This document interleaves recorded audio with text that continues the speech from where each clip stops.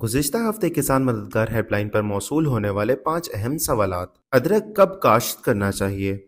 अदरक की मैदानी इलाकों में काश्त फरवरी से मार्च तक, जबकि पहाड़ी इलाकों में मई के आखिर तक काश्त की जा सकती है। ताहम गर्म और खुश्क लू चलने से पहले अदरक काश्त कर लेना चाहिए। बरसीम की फसल का वक्त काश्त और शरह बीज क्या है? बरसीम का वक्त काश्त शुरू अक्टूबर से लेकर वसत अक्टूबर तक है, जबकि शरह बीज 6 से 8 किलोग्राम फी एकड़ है। कपास की फसल से गुलाबी सुंडी के तदारक के लिए क्या करना चाहिए? कपास की फसल से गुलाबी सुंडी के तदारक के लिए स्क्रीन पर दिए गए स्प्रे का इस्तेमाल बतर हालत में करें। कलर या सेम ज़दा ज़मीन की इस्लाह कैसे की जाए?